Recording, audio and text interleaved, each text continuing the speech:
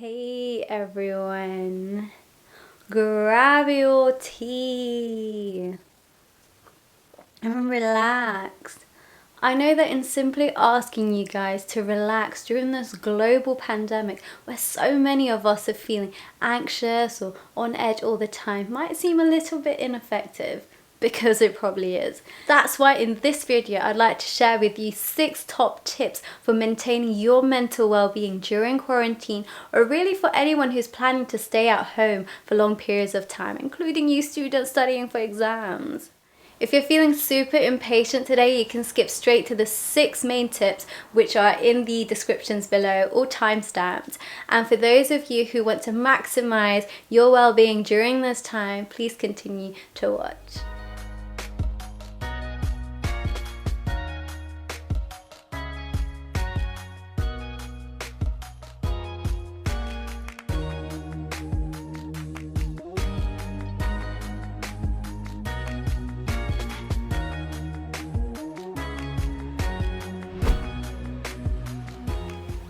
If you've never seen me before, my name is Tavala and I usually make vlogs in order to share my journey through medical school with you guys. However, life is full of surprises and my course has been cut prematurely, which means that I won't be able to vlog my final year medical school elective, which I was planning on doing because it's been cancelled. For those of you who have been watching my vlogs, you know that I also work as an event photographer in London, Oxford and Cambridge, and the summer events have been cancelled, which means this leads me on to say that in life, in the external world, there are many situations or events that we can't control, but what we can control is our response to them. In our inner world, where lies our peace. In any situation, there's always good and bad components. And what I always encourage my friends to do is try and focus on the good in that situation. Sometimes that can be in the form of lessons to learn. It can be in the form of opportunities in order to do things a bit differently, or redirection. You can create your own list. So that is one of the concepts that I want to try and instill in you guys today. What you are going through right now is something we are all experiencing on a global scale. This is a global pandemic due to coronavirus, which came out of the blue, totally unexpected. It took us by surprise, and now it feels like we're all living in a movie, doesn't it? It's no doubt a chaotic situation. It's causing fear and panic responses, causing us to act out of character and even in some cases damaging our community. Around various social media platforms, I've seen footage of people fighting over toilet paper, stealing from vulnerable people, accounts of people being attacked, and I feel that all of this is driven by stress. Remember, a person committing a deviant act is never at peace with themselves, and nor is the person who was victimized in the process, obviously. Which is why I feel like in this situation we all just need to take a deep breath and relax. Okay, grab your tea if you need to, but that's what we need to do right now. During all of this, it's most important that we keep a positive outlook, to have love, hope and compassion for ourselves as well as those around us. We need to keep a healthy mind, and it starts from now. A good example of people doing this are those who are risking their lives and working so hard in order to make sure that our society is running as smoothly as possible. The healthcare workers, doctors and nurses, the people working in banks currently, the ones running the grocery stores. You guys are putting in so much effort, working so hard, and it's really demonstrating compassion in order to really make sure that we are safe. And I just want to take this moment in order to thank you guys so much, and I really hope that you guys stay strong and you are actually putting in the time to look after yourselves too, because that's really important. For the rest of us following the advice of social distancing, good hygiene, staying at home, there's still quite a lot to adjust to. There is uncertainty and fear about our future, which is driving our anxiety.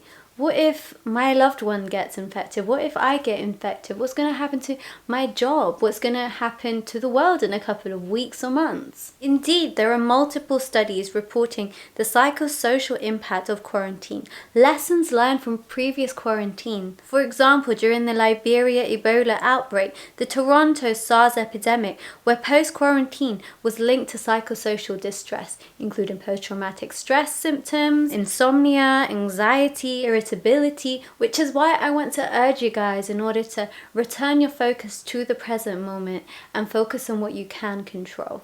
We've lost our freedom, the freedom to socialize, the freedom to earn income, the freedom to even spend time with loved ones. And indeed, this can all take a negative toll on our mental health if we do nothing about it. This is especially the case for people who already had pre-existing conditions, where to my knowledge certain forms of therapy are even cancelled until further notice. This is why it's important that we're taking preventative measures in order to make sure that we all don't fall into a dark hole. Before I do move on to the tips, I just want to say that I am a final year medical student and I'm not trained in order to give medical advice. This video is not me giving you medical advice about like mental health or actual conditions and diseases. These are just tips that have helped me kind of like get through periods where I spent a lot of time in isolation, whether it's for exams or because I'm living away from home, and also over the last couple of days during quarantine. And yeah, I hope you guys take away a lesson or two. Let's begin. Okay, I do have my list in front of me on my iPad, and if you see me looking down, you know why. So my first tip is being selective with news as well as social media. From my personal experience, a lot of the anxieties about the virus are from people reading things on the news, on social media, which is causing them to become upset. Inevitably, people on social media are going to post all sorts of things, so I'd recommend you guys think twice when you see something that's kind of upsetting you.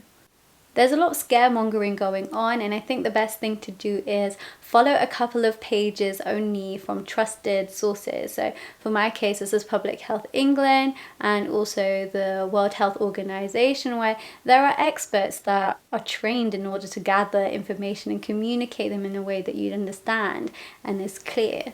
However, some of these pages do have really scary numbers on them, and that can drive anxiety and fear. So what I've personally been doing is limiting myself to how much I do check those statistics, because anybody want to be so scared? Perhaps allocating a certain time of the day in order to check all of this might be useful, because invariably you're going to have to actually keep up with the government advice. Keeping connected. Fortunately, there's so many ways these days of technology that you can contact your friends, your family. You have phone calls, text messages, video chats, group video chats. And did you know that social support actually acts as a buffer against adverse life events? Reach out to those friends you may not have been able to make time for while you were busy living your daily life. Now will be a good time to check on them. And who knows, maybe this will bring you guys closer. Effectively, now is a good time in order to build a strong social support network. And remember, sharing a problem is a problem halved. I know that a lot of my audience will be connected to healthcare in some sort of way. So I just wanted to remind you guys that BMA have a hotline bling for UK medics. This is like a counselling, talking type service where if you felt that you needed help with someone to talk to, then you do have that number to contact, which I shall insert somewhere here. Another thing I mentioned earlier in this video is that talk therapy is actually cancelled for a lot of people, which really isn't too great. I did mention in a previous video that I have had talk therapy myself, which concluded about a month or two ago. And I remember that during the process, it wasn't always accessible to have someone to talk to in the form of a therapist. But what really helped me was writing down my thoughts into a diary that I kept. In terms of how I would structure the diary entries, as I would firstly write a rant, so just like thinking out loud, and then I would step back and analyze the situation, and then I would have a separate section called solutions, where it's just sort of like, okay, this is what happened, this is how I felt, now I know how I felt, and this is how I'm going to do things differently moving forward. And that for me was quite therapeutic. You guys can try that out if you want to, and if it works, then just let me know in the comments below. Tip number 3 is keep a routine. A lot of us are not able to go to work right now, whereas others are having to work erratic schedules. In all of this, it's quite easy in order to fall off your daily routine routine. But what I would recommend doing is still waking up at the usual hours that you were waking up at and going to bed at the time that you were usually going to bed at, even slightly earlier, in order to make sure that you were getting as much rest as possible. Because when you are well rested, you are less likely to feel anxiety from experience. If you consider yourself a workaholic and you get pleasure from actually getting a lot of things done, make a schedule of all the activities. It will give you something to look forward to during the day. I think it's also good to keep to the same meal times. Effectively having a routine minimizes the disruptions in our life and maintains a sense of purpose. And speaking of food, keep hydrated. So initially what I wanted to say was eat a healthy, balanced diet, but to be honest, I'd be a hypocrite if I said that, because downstairs right now, I don't really have any vegetables. I have like peas and some carrots and some sweet corn in the freezer, but I don't know if that really counts as the vegetables 5 a day type thing that we're going for. So instead of eating healthy, because I know it's not like truly possible right now, I'd say keep hydrated. I know that when I'm staying at home and I'm not really moving around, I don't really get thirsty unless my mum brought water to my face and was like, girl, you have not drank for some hours. And the other day I ended up having a really bad headache, and in my head I was like, oh my god, maybe I've got the virus, maybe I've got flu symptoms and these are the early signs. And I drank some water and I felt fine. Apparently there were like studies and stuff that show that if you drink water, the intensity of anxiety that you feel is actually reduced. I don't know if I believe everything I read on the internet, but what I can tell you is drinking water is good for you. Also, in my personal case, my acne type thing is quite hormonal, so when I'm stressed, and I've also realized that when I'm not drinking water, I do break out more. So for me, staying hydrated actually maintains my skin, which is also important. Tip number 5 is to keep physically active at home. Doing some light exercises actually improves the well-being of your mind. Mind right, body right, body right, mind right. Everyone has something they think they can do in order to live a more healthy lifestyle. And if exercise is one of those ones that you've been thinking about that you haven't really been able to incorporate into your daily routine, your schedule, now's actually a good time in order to start doing some light training in order to kind of get it into your routine. It can be in the form of yoga or like actual exercises. Shout out to my friend Ragad for sending this home workout video, which I think would be useful to you guys who are trying to improve your fitness from home and also maintain your well-being. There's so many free videos online that show how to work out at home, not even necessarily with weights, but also like bands or just stuff around the house, including towels. If you were already going to the gym months ago and you're continuing to work out at home, good for you. Keep on doing that. Tip number 6 is pursue your hobbies. We are almost done. In all of our busy lives pre-quarantine, I'm sure you can think of certain activities you really wanted to do, but you didn't have time for. Or maybe you kept making excuses or putting it off and off and off and off, and you just really didn't get the time to learn that new skill you wanted to, or go and pick up that old hobby that gave you so much pleasure that you just kind of didn't get the opportunity to pursue. Now is a great time to pick up that book that you had put off reading, to pick up that guitar. That guitar. Now's a good time to pick up that instrument that you wanted to learn that you never had time for. Take some photos, some selfies. Learn how to cook, as if you've got food at home. Here's a list of activities that some of my friends on Instagram have been up to, and maybe this can give you some inspiration. As for what I've personally been up to, I've been watching videos on YouTube about how I can improve my video editing skills so I can make great videos for you guys. You can check out my most recent vlog, which is about Mother's Day in London during quarantine. I've also been trying to improve my digital drawing skills. I feel that pursuing your hobbies is important because it kind of gives you that sense of self. I think it's really important in order to pursue your hobbies, because sometimes that is what re-energizes us. That is what gives us the pleasure, and also it can act as a coping mechanism in order to deal with stress.